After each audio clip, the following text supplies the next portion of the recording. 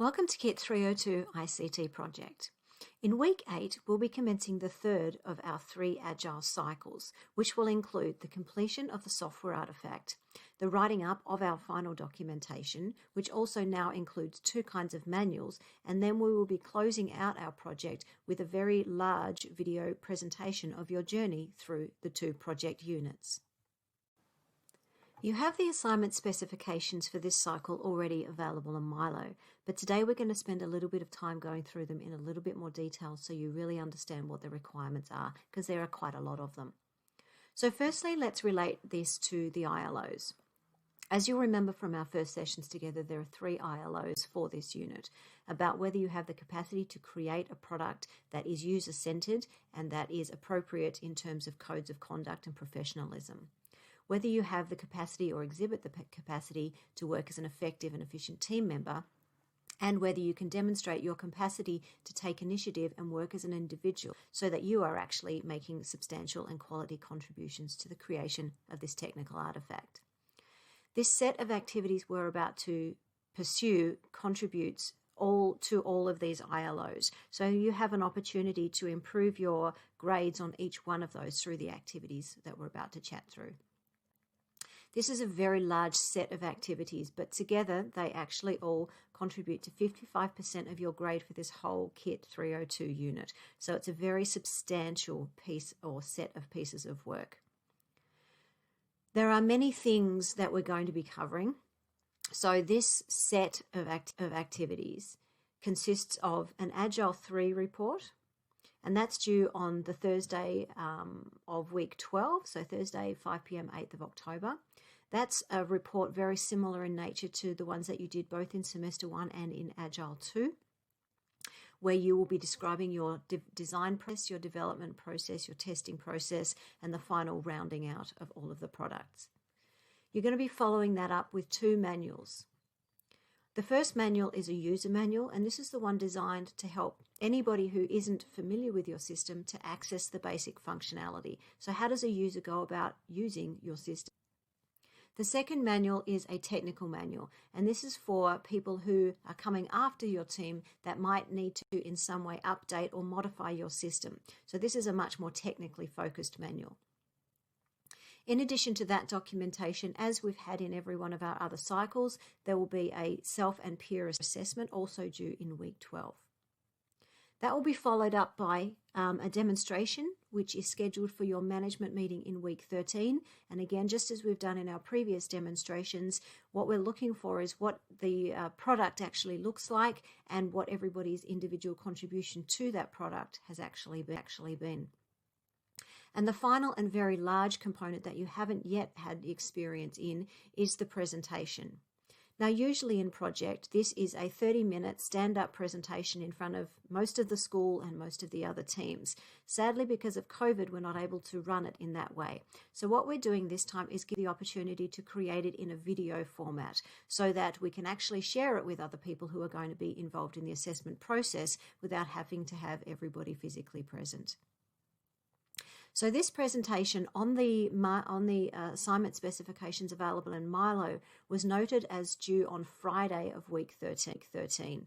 That seems a little harsh because quite honestly, with the rest of the marking that's coming in week 12 and 13, I'm not actually going to have a chance to mark it on that weekend.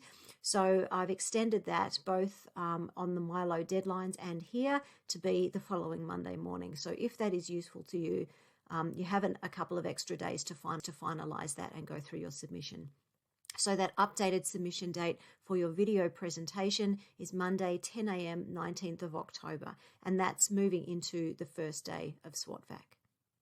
So what we're going to do now is spend a little bit of time going through each one of those because they are fairly substantive pieces of work, and I really think you're clear on what the particular requirements of each are. The first component is a traditional Agile report. Now, you've already done 2 of those, so they should be relatively familiar to you. This one is due on Thursday, just as the other have been, and it's going to be due in week 12. So just as we've done in the past, you're expected to create a professional style business report that includes a description of the design elements of the final software release, that support the usefulness of the software for its target users and the ease of use of the software for the target users. So what you'll notice about every one of our Agile cycles so far is this front design section has been different. In Agile 1, it was about design. It was about designing for the client. In Agile 2, it was about improving design elements according to the needs of users and security and privacy. What we're looking for you to do here is not necessarily do any new design, but reflect on your design to ensure that it does actually have attributes of usefulness, so that what that means is it actually maps to the requirements of the user. So you are going to be showing how your design makes your system useful to what the target users are trying to do. And secondly, it's actually going to be talking through the attributes of ease of use. So those are the two elements you'll recall we talked about earlier in this semester that relate to the adoption of technology, or the technology adoption model. So usefulness relates to, does your system or a piece of software allow the user to access the functionality in a way that makes their job or their task more easy? How have you designed attributes of your interface and your navigation and your accessibility so that it is the most easy way for them to access this functionality? Now, the reason we're reflecting on this again is so that you can actually show evidence that identifies that you have considered best practice, which is all of this content that relates to ILO 1 that specifically talks to user-centered design. That's what this particular attribute refers to now. So anything that you've done, any pictures that you have, any elements in your system that talk to why this is what they would actually find useful and this is how it's going to, those are the things we want you to showcase in this section. The next section is quite traditional in so much as we've done these before. We are looking for what have you actually been able to design and develop in the software since the last Agile cycle. So this is more of a checking off your progress kind of component. The third section is, again, a testing element, as there are in every Agile cycle. We want to see that what you have created has actually been tested and you have received appropriate feedback on those elements. Now, the last section is actually a comparative review. So what we generally do at the end of project is ensure in some ways that what we originally wanted to achieve has actually been achieved. Now, realistically, so many things change when we go through Agile cycles, and in fact, that's exactly the reason we have them. We want to make sure that we have opportunities to learn throughout our process. There are some elements that effectively don't change, and those are the basic elements that we created in our original initiation report, when we were asking our client about what it is that they actually wanted us to create. Now, of course, the individual requirements will change over time as we get more information and they start to form better ideas, but some things shouldn't really change. For example, the project deliverables. Now, in the initiation report, your client said to you, this is the thing that I want you to create for me. And so what we're looking for you to talk to here is how similar is what you have created to what they originally asked for. So have you been able to deliver on the originally specified project deliverables? So what you're going to do is you're going to go back to your initiation report.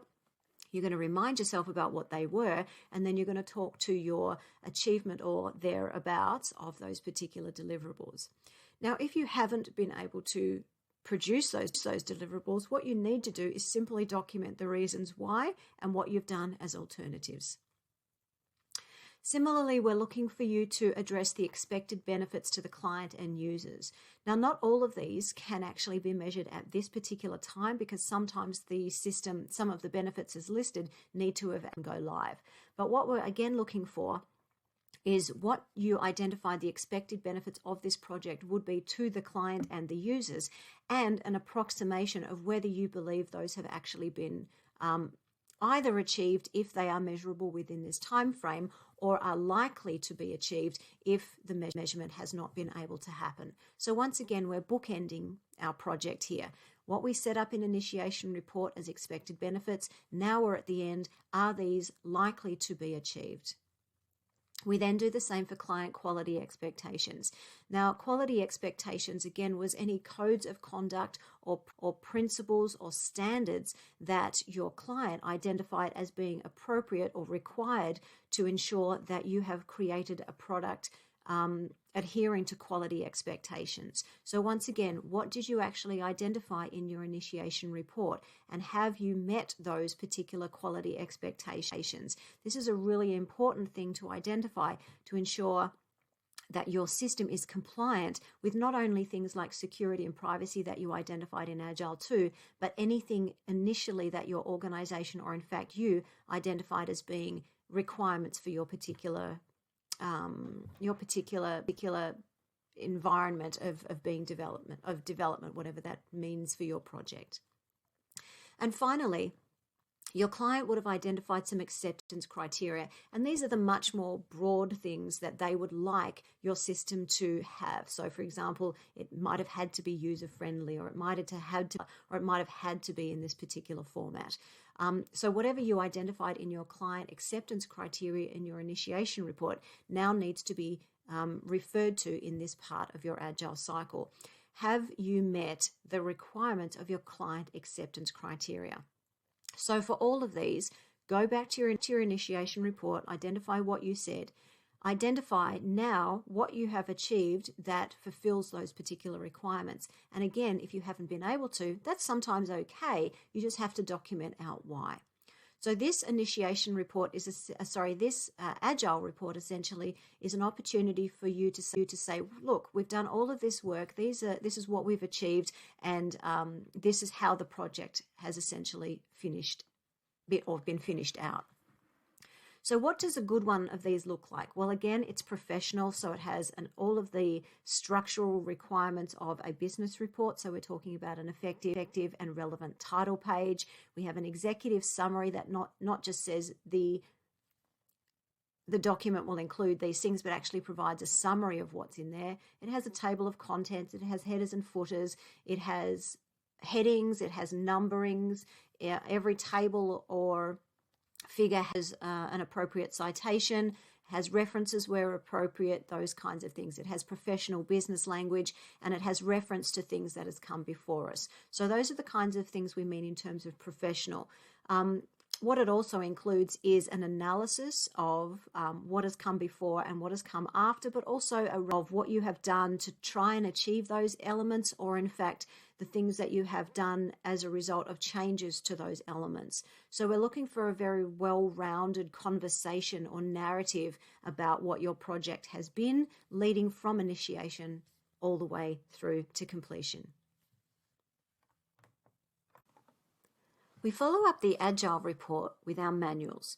Now, manuals are part of standard documentation that most projects will actually have. They can be lots and lots of different kinds of manuals, but what we're giving you a taster of in this environment is two different kinds of ones that are commonly used. One of them is a user manual, the other is a technical manual, and they're both written very differently. That's why we're giving you an opportunity to try both here. So, for this, you are going to be producing two manuals that are due in week 12 and the same day as the Agile report. So there's a lot of documentation that needs to be done in this round to close out this cycle. So your team will produce both a user manual and a reference manual. The user manual is written for users of your software to help them use the software.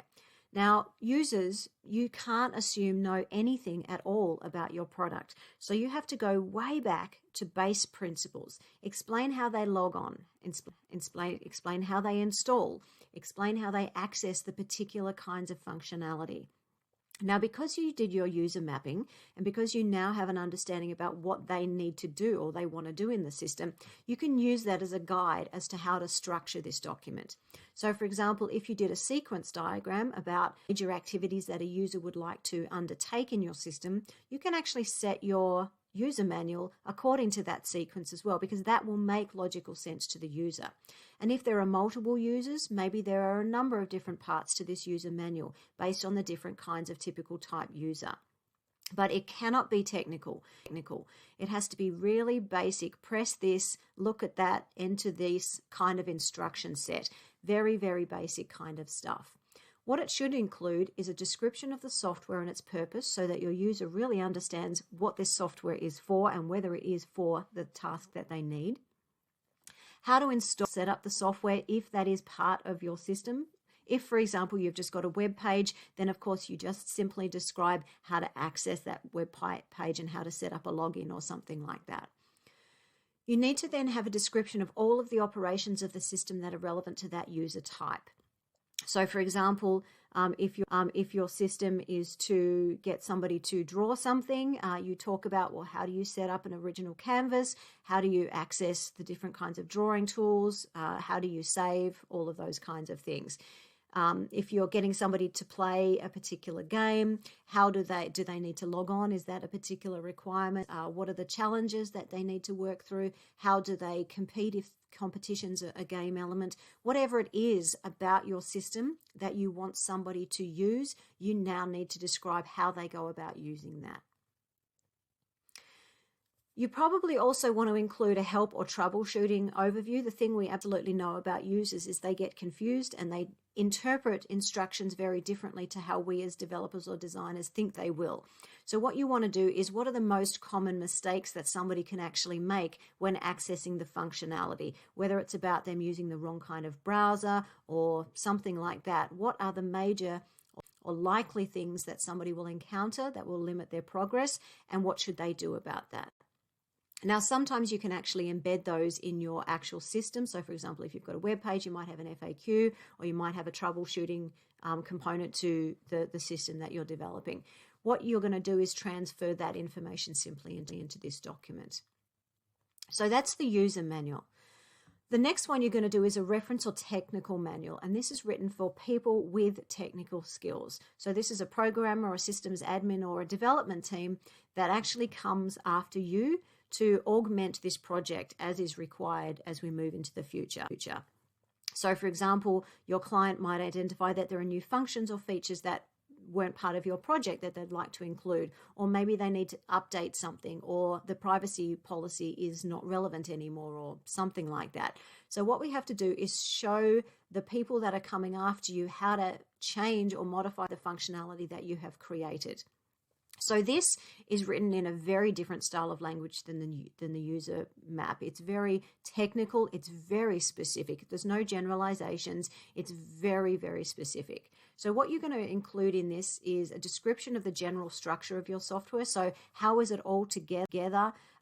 What are the major components of the software, and basically how does it link? So once again, in your previous Agile documents, your early design structures are probably going to be useful to draw into this section as well, of course, if they haven't changed. So once again, your designer of the team should have an overall holistic view of your system, and that's going to be really useful for documenting this part out. You're going to have a description of any kind of core files. Obviously, we don't want you to describe every single file because sometimes there are many thousands of them, but the major kind of file type groups would be useful, what they are for, and what the modifying team find within them. You're going to have a description of any databases, any database tables and any structure. So once again, describe to somebody coming after you how they would be able, or how should they understand what they will find, and how do they modify what they need to be able to modify to change the functionality. If your system generates any external files, how does it do that? What are the contents of those external files, and what are they generated for? So, for example, if your system outputs a particular report for either researchers or your business team or whoever it might be, what is the purpose of that output file? Why is it created in the way for those kinds of things? We're also very much interested in a description of the development tools. How did you create this system? What did you use? And quite specifically include the version numbers. This is really important because what your oncoming development team will need to know is what you actually used and what they have to use to ensure compatibility with what you've created, or in fact, whether what you've done actually has to be updated into a more recent version. So they need all of that kind of information. So what you'll see is we're giving you an opportunity here to understand how you need to communicate your project. Projects aren't something that you simply hand over and once you've got a technical artifact. People use it, and there are implications for you for making sure that they access it appropriately. And that, of course, is another attribute that contributes to the adoption. So if users can clearly see how your system is useful to them, how they can get to what they need to do, they are more likely to use it. So a really good user manual is going to enhance adoption. Similarly, if you have a development team that comes after you and they clearly see how to augment your system, they are much more likely to continue the use of it, or in fact continue the development of it so that it continues being adopted, having to start again or create something from scratch. So both of these manuals are not just an exercise in writing, they're an exercise in improving the adoptability of your system and the usefulness of it for both your technical team that comes after you and the users that you want to improve something about that, which is the whole reason that you've actually created this in the first place. So let's think about what a good one looks like. Let's start with user manuals. So one of the most important things to understand about users is they don't like to read a lot of stuff. They just want to see what they need to do and have super clear instructions about how to do it. So what I've provided you here are a couple of examples of how other teams in the past have decided to create their user manuals. What you don't want is a very, very long textual-based document that provides detailed description of the entire system. The focus of a user manual is, what do I need to do the task I need to complete? That's all. That's as simple as it is. So for example, what we see in this screen is a product that was created last year by a team working with Savage Interactive.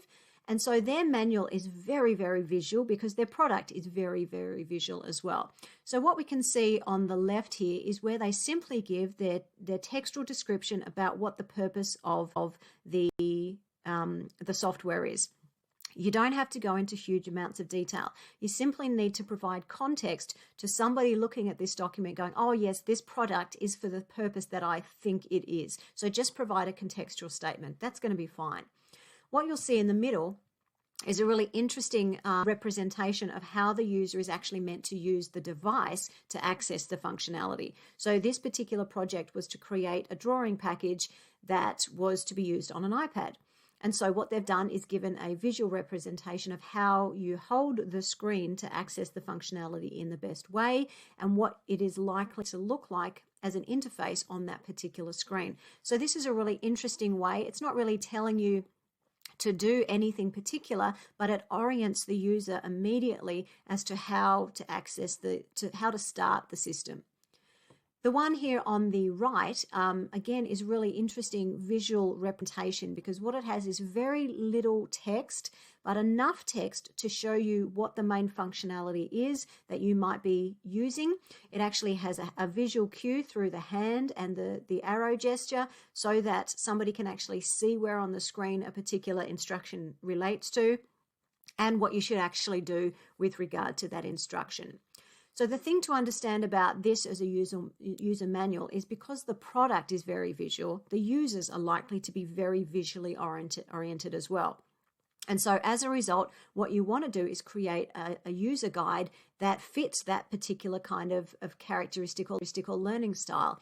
And so this is a really smart way of using the visuals of the system in the way that the user would actually have to go about using the actual functionality because they are people who are really quite visually oriented.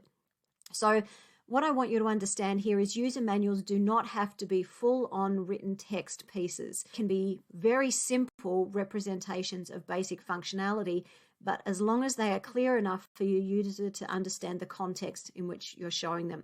So what you might do is have one of these screens, for example, on the right for each of the major types of functionality. That's one option that you have.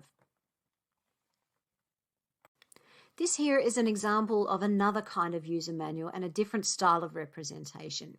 Now this was a project again taken last year and it's for anybody who actually plays sport and it's about recording your individual scores and being able to identify your particular ranking for a particular sport, particular location. So the users of this site are both tournament organisers who understand how tournaments work and competition works and all of the rankings associated with those and setting up tournaments, but it's also for the general public who actually just might be interested in their particular tournament score or their ranking in badminton or soccer or whatever it might be. So what this team has decided to do is, again, introduce lots of visual components. So for example, screenshots and then pointing out particular elements, but then linking them with a little bit more text, because we don't really know if these people will understand, because they're not necessarily as visually oriented, that can be led through hand gestures and such as the previous example. This team has decided to just give a little bit more instruction. But again, what you'll note is there's not a huge amount of textual description here. There's not pages and pages or even paragraphs and paragraphs of how to access particular functionality. It is very clear instruction based, and that's what we want from manuals.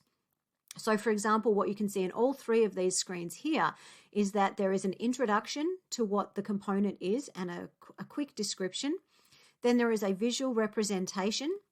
There's a highlight of individual components of that screen so that the user can very clearly get instruction and understanding about what each one of those components means to them to complete that particular task. So for example, in the one on the right, we have a number 1 that's above the icon that says players. What we have at the bottom is an instruction, and it simply says for number 1, click on the players link from the navigation menu. That's all the person needs to do. Then there's a representation of number 2, the task of number 2. At the top of the page, enter any of the provided filtering options to find a specific player. So this is where you enter your name on. Then number 3 has another set of, identifies another component of that page, and then a set of an appropriate instructions. And similarly, the others do as well. So this is a really great way of both representing visually what somebody should be seeing and ensuring they have an appropriate instruction about how to work through the functionality to get to the task that they want. So once again, a reminder here. User manuals are simple instruction sets that are visual, so that somebody knows what they should be seeing at the same time that you are instructing them, and then what the individual sequence steps are so that they complete the task that that page or that part of the system is designed to get them to do. Now, what you don't want is a massive component that's fully described. For example, if you've got 12 input components on one page, you don't want to describe them all at the same time.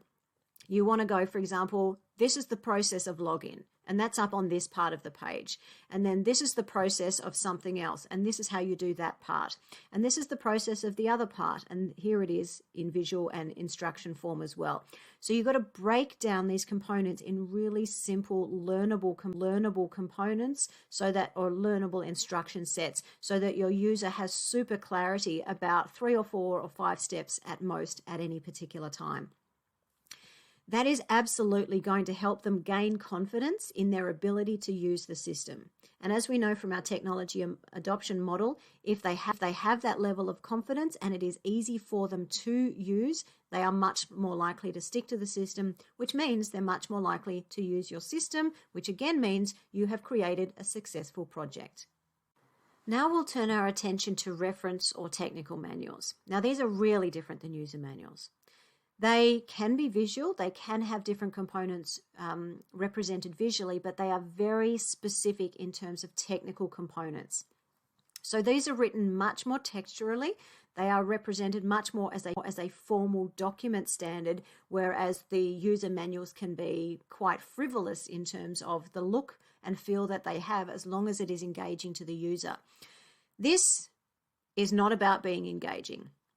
This is not really going to excite people. This is not really going to elicit triumph when it comes to, gosh, look at the amazing work that you've done. Just like when you might be reading a manual, there's not really too much that's exciting about them. But what they do have is specific sets of instruction so that you can understand the intricacies and the complexities of the system. So their purpose is very different. And so they will look very different and be structured very differently. So on your assignment specification, we've given you some ideas about some of the components to include. So for example, as you see here, we might have a chapter that talks about the database. So what we might have here is a representation of the database structure, and then what would follow would different pages that talk about the different components to this database, what the fields are, what the limitations of the fields are, how they are linked, why are they all linked, those kinds of things. So there might be a section that talks about a database if in fact you have one of those integrated into your system. Alternatively, if you have a website structure, or as in addition to if you have a website structure, you might actually have another chapter that actually talks to that. And then you will talk about what all of the pages are and how has it been developed and what is the structure to that overall set of pages, all of those kinds of things. So anything that talks the development of that particular website and the website structure goes into this section. There might be other components that talk more about the particular piece of software that you actually have used to create what it is, whatever it is. And every project is different, so what you have used will be quite different. Some of you are using Unity, some of you are creating stuff with Ajax, some of you are doing a whole range of different things. So whatever you're actually creating, make sure that you talk to the specifics of it so that the developers coming after you will have a very clear understanding of it. So once again, a reminder here. User manuals are very focused on basic instruction set. They are about engaging the user and making it really clear how to access functionality. Technical or reference manuals are the opposite. They are super dense, super detailed, super, not necessarily instruction set, but context information about why something exists, where it exists, and what somebody should do if they want to alter it or modify it in some way. So very different purposes, and so you will be writing two very different documents. It's entirely likely that your technical development team are going to be writing this one because they have obviously the deepest insight about what was used and how it was structured and all of those different kinds of components that need to be represented here. So your user manual might be developed by perhaps your interface team or your design team. This one is going to be developed by your technical development team. So once again, when you are allocating out tasks and priorities and milestones for these next few weeks, ensure that your technical development team has time to finish the product, but also, of course, has time to develop this document. And it is going to be big and it is going to be dense. So please make sure that you give yourself time to put this level of components together in the detail that is appropriate. All right, so the next major component that you're going to be submitting is the same as we have done both in our first semester and our second Agile cycle, and that is both our self-review and our peer review. Just as we've done in the past, on the Thursday, your self-assessment is due into your group box so that your team can review and assess what contributions you are suggesting you were involved in. And then similarly, the following day, you will be creating your own peer assessment and submitting that to me in the individual drop boxes so I can gauge your assessment of your peers.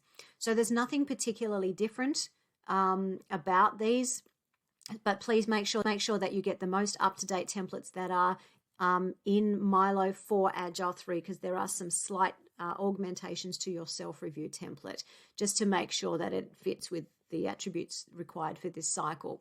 So nothing majorly different in this particular set of rounds, but it is here. And once again, this is your biggest opportunities to improve your results, both in terms of your self-assessment and your peer assessment. So from your self-assessment, again, it's about the time that you spent on each major component of this particular cycle. And this particular cycle, again, is remembered different than the previous ones. So we're looking at reports and the software and the manuals and the presentation. That's all included in this assessment. Now, some of these won't actually be finished, but it is your contributions to these elements up to the point of submission of this. So once again, the software may not have been finished for demo and the presentation is not submitted till the next couple of days, but do document what you've been able to do up to the point of submission of this particular report. What have you led, what have you contributed to, and how you have improved on what you specifically identified as your tasks for improvement last time. So again, very similar to what we've done in the past. And the peer review is where you, again, are doing a confidential peer review with justified commentary to the scores that you give your team members. This is really important. So like I said, this is one of the last opportunities you have for improving both your peer and your self-review. Peer assessment is very important to KIT 302. It's weighted much more highly or heavily than it was in the first semester. And so not making a contribution is significantly more detrimental to you passing the unit than it might have been before. So a lot of us have already had conversations about the need to improve peer assessment. It's absolutely vital in this round. As you can see, there is a huge amount of work to be undertaken. So that means you are not just waiting to be allocated tasks and doing your task and then, taking time off. What you're doing is you are constantly interacting with your team. You're meeting 2 or 3 times a week to get to ensure that tasks are being completed, that the contributions are being made, because otherwise you are going to get very seriously behind, and there is just no time for that, because you're going to be creating the art or finishing the artifact, creating all of this documentation and recording a video presentation at the same time.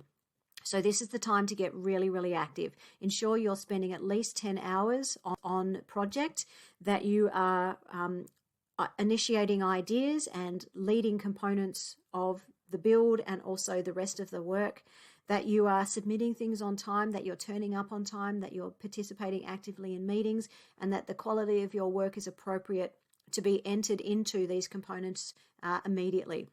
There is absolutely no time for anybody to fix your work. It's now your responsibility. So that's what we're looking for in this peer assessment. Very, very serious amount of work, and we want to make sure that everybody's making a really strong contribution so that your client gets a really great product at the end of this process, and you, of course, get a really great result for heading to industry. As we've done with all of our agile cycles before this one, we round out our work with a demonstration of the work to the people that are interested in it. Usually it's your client, particularly me in terms of marking, so on and so forth.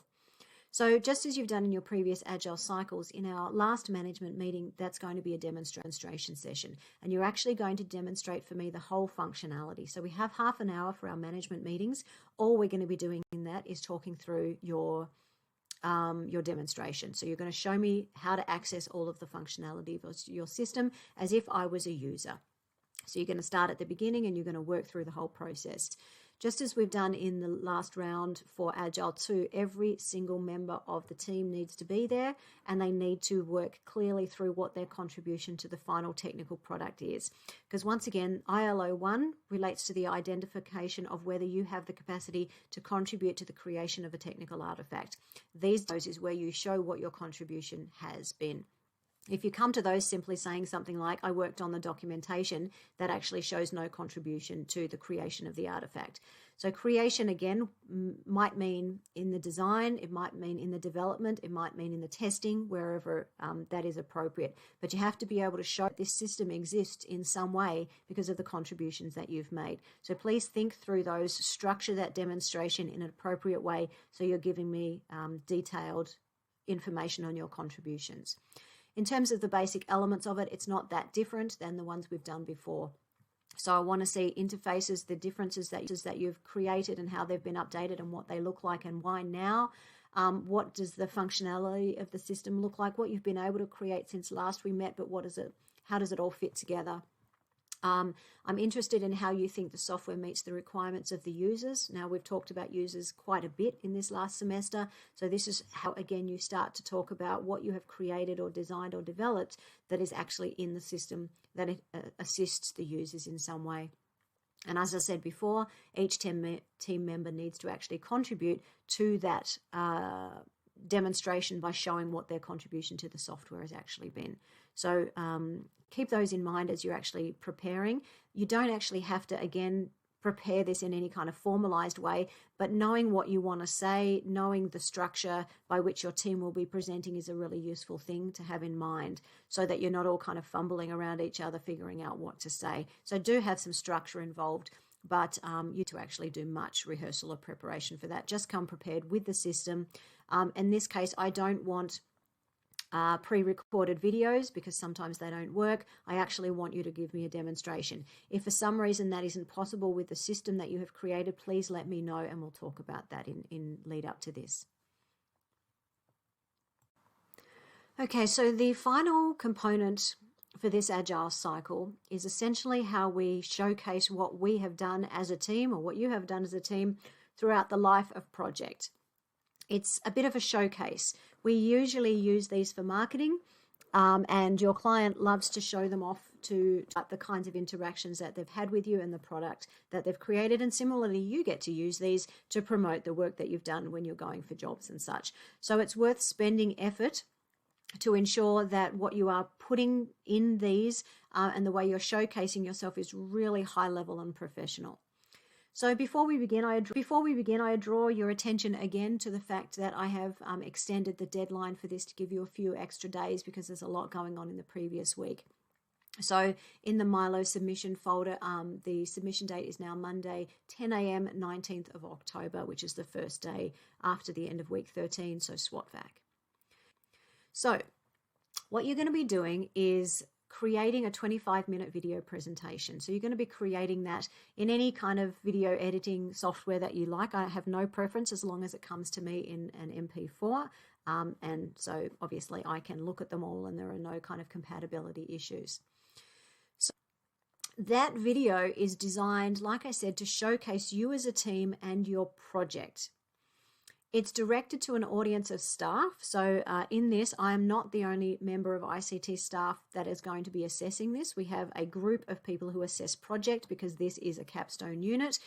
And so it is for people who understand what project is, but similarly, your clients are actually going to be assessing this as well. So you can't just assume everybody has deep technical knowledge. So you're actually going to be starting from the basics, leading to the more technical components. So it's a bit of a combination between the levels that we had both in the user manual and the reference manual. It's a bit of a midway. You have to introduce what you did, but also then talk to some of the levels of complexity at an appropriate level for an ICT staff audience. You're going to be talking about the process and outcomes of your work across both units. So we want to hear what your journey through project has been, what your journey through these Agile cycles has looked like, what you have created, what you have changed, what you have struggled with, what you have overcome. It is really a journey of your process. So you can include many things to engage somebody in your work.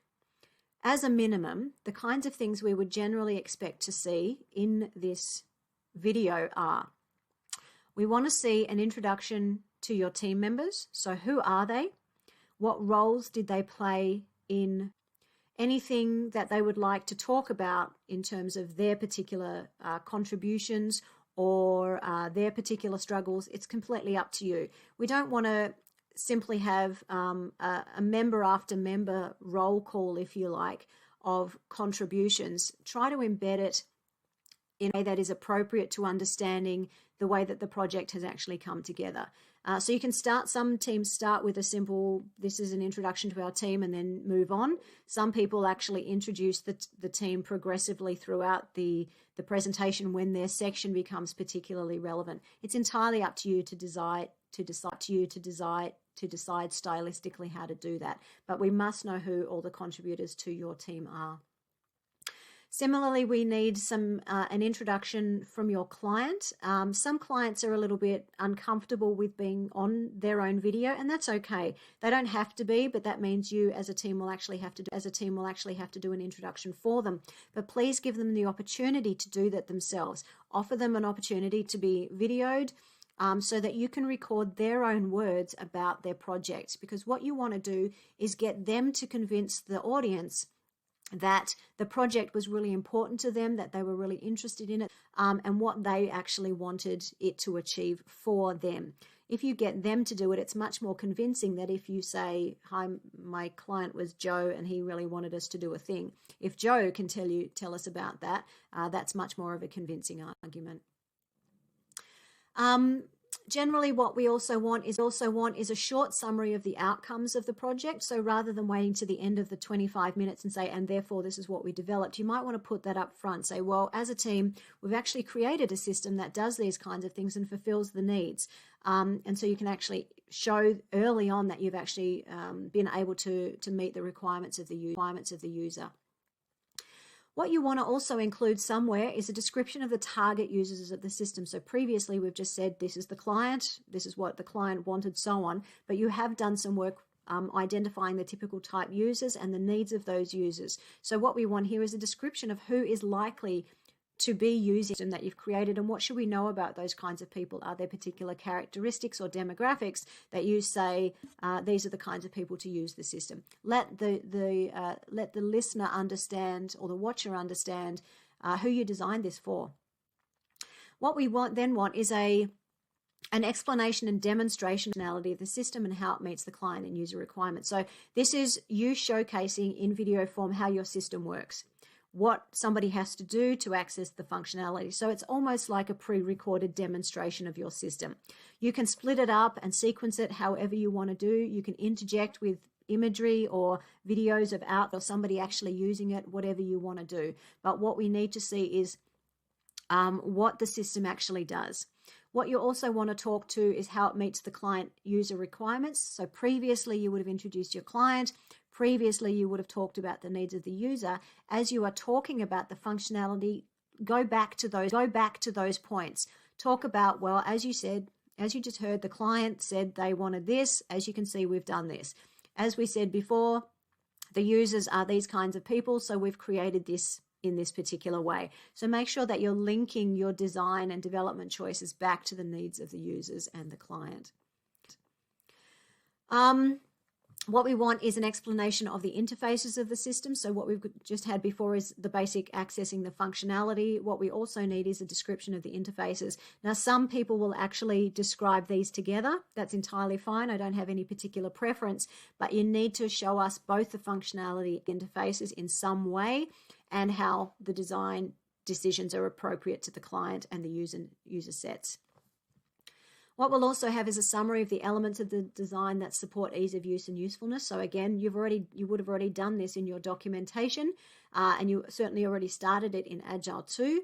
So what we will talk to is what you have done to make this easy for them to use and make it useful. So none of these points have to be done in this particular sequence, or in fact done in discrete elements. You can actually have these conversations as you script and narrate your entire presentation. So for example, you can actually put functionality and interfaces together and embed that with a conversation about the user needs, usefulness, all of those kinds of things. So you can actually be quite creative about how you put these parts together. It's entirely up to you, but we need to ensure that those conversations are had in this presentation. What we're also looking for is the summary of the elements of the design that support privacy and security. So once again, that ILO number 1 talks about the compliance with best practice and codes of conduct and such. And this is where you reiterate to your audience that you have an awareness of these issues and that you have embedded them into your design and development so that your client and your client and users can be in some way confident about you have created a compliant system for them. And then the last one is a description of the problems, before the end of the last one is a description of the tools that we use to build the system. So we want technical componentry here. So what you will do is perhaps take some of the attributes that have been put into your technical reference manual. You can actually show us how things were built, what your table structure, what your database structure looks like, what the software or the development tools that you actually used were. So you give us a bit of a description about the making of the system.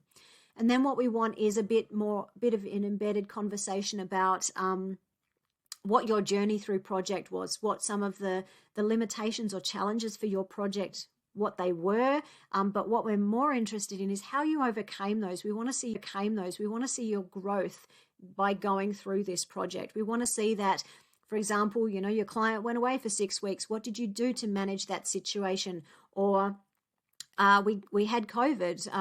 How did you manage that circumstance in terms of moving your or keeping your project moving forward? Or you found out that something that you'd never used before. How did you overcome that particular challenge?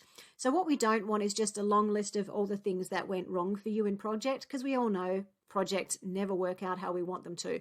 What we're really interested in is how you overcame these challenges so that you were still able to create a really interesting, engaging, and useful product for your users. So there's a lot that goes in this, and it's only 25 minutes. That does sound like a lot of time, but it's actually not when you've got, these kinds of things to discuss. So what we want is a well-structured, scripted, and engaging presentation. So let's now think a little bit about how we go about developing some of those, because some of you perhaps have never really created a video before, and we really do want this to be the best showcase of your. If you have never made a video before, that's perfectly fine. What you're going to be wanting to do is go online. There are so many useful resources to support you in creating a basic video. Now, this is not a course about video production, so I'm not expecting the most amazing thing in the world, like as if you were a proper YouTuber. But there are some basic things that you can build into your video that will help you make it look a little bit better than you just standing in front of your phone doing a bit of a shaky cam, reading the piece of paper that's behind the camera. That's not going to showcase your work. We're going to spend a little bit of time thinking about how best to showcase your work. So whoever's in lead of the video production, this is an immediate task that you have to get onto to figure out how to set up your environment and make good decisions so that the work is really showcased to its best. So firstly, go online. Tons and tons of YouTube videos about helpful tips and tasks for basic video makers. Absolutely head there. Some basic tips that you will find in pretty much all of the videos are use plenty of light. So what people tend to do is they sit themselves in a dark room, close all the windows so you can't see outside, and then just record. What you end up getting is a really dark, grim looking environment. What you actually want is light. So that means sitting next to a window, turning on lights, putting on a lamp so you have some nice reflections on the person's face. It makes them look much more engaged in the things that they're talking about rather than being dark and dull. So think about where you are actually doing the recording as well and what kind of light you have. You want a clean background, so you don't want to sit in your bedroom. You don't want to sit in an office with lots of stuff in the background. You kind of want something with a clear background behind you, whether that is a plain wall, whether that's some kind of just generic plain poster, something that doesn't move and is not distracting from the screen. You can even put up a sheet or some kind of background if you have availability of that. That will actually just kind of mute out the background because you want the focus out, not anything else that's going on behind them. You want audio to be a priority for your presentation. Now, what often people do is simply to speak into their phone. And when we have, 5 to 7 different people doing that, you have entirely different audio levels. You have lots and lots of background audio. You have somebody's dog barking, somebody yelling at a kid, all of that kind of stuff. It does not look professional. So what you want to do is, if at all possible, get access to a basic microphone. You can, of course, use your phone, but make sure you're using it at the same settings in the same environment at the same time so that you have as little variability in all of those recordings as possible. But do pay attention to the audio quality if you can. Use some kind of mechanism to stop your camera from shaking. So a tripod, if you have something like that, or stick it on top of a book, or something that is going to allow you not to have to hold your phone or your camera while you're shooting. Because what will happen is what you'll notice in playback is you get tiny little jiggles, and that detracts again from the message that's being mentioned. If it's really bad, some people actually get motion sick from watching that, and this is a 25-minute video, so you do not want your assessors to be feeling a bit queasy as they're going through. So avoid your shaky footage if at all possible. Understand the rule of thirds. That's something that you're going to find on lots and lots of videos, and it basically means just don't put your person right in the middle of the screen. It's much more interesting, for example, if you see a photo and somebody's standing to the side and you can see a lovely landscape in the background. But it also, in video production, it allows you to put information in those 2/3 to one side of the speaker. So, for example, you can reiterate what they're saying, or you can show some visuals of your system or a screenshot or something. So if you're sticking somebody right in the middle of the screen, you've kind of got no that space. So if you shift them to 1/3 of the screen, you can actually make that a much more engaging and useful kind of presentation space, you can augment that additional space with video production and editing. Generally, when we use our phones, we use them, like, for example, if we're doing a selfie or something like that, we actually use them in portrait mode. For this kind of thing, you're going to want to use landscape. Otherwise, you're just going to have black bars on the side and it's not going to look really great. So again, play around with different ways if you are, in fact, just using your phone. Work on your camera presence. That basically means just rehearse. It means think about what you're wearing. Don't wear your pajamas. You're doing a professional presentation of your work to your client, so you at least need to be looking in some way professional. So we don't want shorts and a t-shirt. Just a shirt would be great. Something that's not distracting unless you want it to be. So if part of your presence is engaging and performative, that's perfectly fine. But if it's just you talking, just keep it as plain as possible. You want to not detract from the messages that you're trying to talk about unless that is purposeful in some way.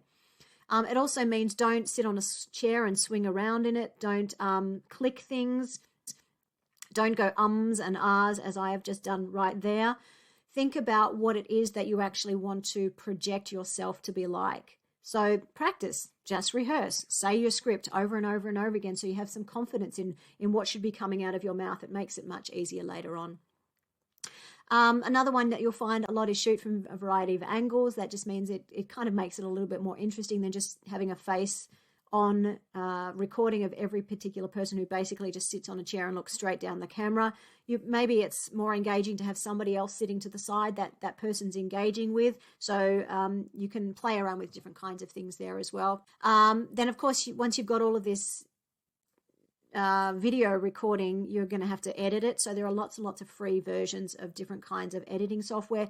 Do not go crazy on that. That is not the whole point of project, to do the most professional production. If you have skills in that, go to town. Whatever you want, that's great. But don't panic or stress. The basic things you want to be able to do is connect components of your video and audio together. You probably want to put some transitions in so you're not chunking from one piece of video to another, so you transition lightly. You probably want to embed a little bit of audio in it somewhere and maybe some text effects or some insert image effects. That's kind of all you need your software to do, and there are lots and lots of free versions that'll help you do that. Keep your editing simple. Do not do lots of lightnings and party poppers all through it. You don't need that for this kind of presentation. It's about being professional. It's about being engaging. You can do lots of creative things, but make sure that they're on point. Don't just have a rockin' soundtrack over the top of somebody trying to talk about the importance of helping somebody with stroke. Make sure what you do is for purpose. And that will help you make much better design choices. And of course, plan your video in advance. You need to get onto this really fast because you need to collect all of the interviews. You need to do the video production. You need to script it. You need to allow people time to rehearse and do it 16 times because they, go, oh gosh, and they swear in the middle of it because they get it wrong. Lots of stuff is going to go wrong. So please, absolutely do not leave that to the end of project. You can absolutely get started on this. There's a lot of things like screenshots you might have to wait on till the final system is developed. That's fine, but the majority of this about the junior project you can do now. So please make sure that you build that into your milestones, because this is the showcase to your ICT assessors and your client. This is what they're going to mark. So please make sure that this is super professional as best as you are able with the time that you have. Get onto this super fast. These kinds of tools are well summarized by lots and lots of people on YouTube. I've put a URL or a couple of them down the bottom there that you can grab from the PDF and just simply put into your browser. They will talk about these very similar kinds of things, but there are lots of others out there. So whoever is in charge or is in lead of video production, please go through those kinds of things. Please upskill. Please get onto this immediately, because there's a lot of stuff that is involved just in this one task, let alone everything else that you're working on as well. So to help you out in terms of looking at things and identifying what you like and what you don't like, There is a set of previous videos that have been created by project students that we put up on a private channel on YouTube. I didn't put last year's there yet, but there are some from previous years that you can have a look at. Now, what I want you to do is, they're only 5 minutes, so they are different than the ones that you are going to create because they had a different assignment specification and they did a face-to-face presentation. Because of COVID, we don't get that opportunity, so ours is going to be full video production. So don't take them as an immediate representation of what you should do as well, because theirs were different. But what you can do in just a quick 5 minutes or 4.5 minutes for each one, you can actually start to figure out what looks good and what doesn't look good. So in these, what you'll find is a different range of video production quality. You will find people slouching and seeing what that looks like. You're going to see people wearing weird stuff when it suits and when it doesn't suit. You're going to see clients swinging on chairs. You're going to want to stop them doing that kind of stuff. You're going to see what different audio levels sound like. You're going to see what it looks like when somebody puts the inappropriate audio in, that kind of stuff. So these are simply here, firstly, for you to see what other kinds of projects have been created out of interest, but I would like you to look at them for some reference for your own video production. You will see really clearly what you like and what you don't like. So use those as just for getting ideas about what good scripting looks like versus somebody just trying to remember what they did when the camera's in their face. Lots and lots of different styles in this set. So take a look at some of those and think about how yours might be augmented based on these kinds of examples here. Again, I do point to the fact that these are not built on the same specifications that yours is. These are simply 5-minute summaries. That's all they are. Yours is not that. So don't use this as an absolute model on content. Use it as a model on design. All right. Now let's think about how we go about getting through this massive ton of work. Firstly, it can be done. It has been done. We do it every single year. So while it sounds like a massive amount, what it really is consolidation, bringing things from previous work into this new set of work and making sure that you have a real sequence of events to get your whole team through all of these tasks. So as a suggestion, and you can do whatever you want because you're independent humans, but as a suggestion, the way I think you might want to structure the oncoming weeks is according to this kind of set of structures. I know that you already have your Gantt charts. Keep those if those are a better mechanism, but make sure that that set of timelines also includes all of the documentation and the video production and other kinds of requirements as well, not just the technical build. So the way this works well is, for example, if in week 8 when we start this, you have already gone through this lecture, hopefully you've found some time to do that before we actually start. So you want to go through this lecture and really understand. You're going to want to obviously continue the development tasks that have been set out for this Agile cycle. That's something to get onto immediately and very quickly. Full steam on getting the product finished as fast as you can. And your lead on video is going to want to start your video production this week. So they're going to go to those previous videos for ICT project. They're going to go on YouTube and look for styles. They're going to start scripting the video about sections and how they might be integrated and how you might best represent your components in a video. Like I said, it does not have to follow the sequence that is written on the assignment specification, but those elements must be there somewhere. So that's what week 8 looks like probably.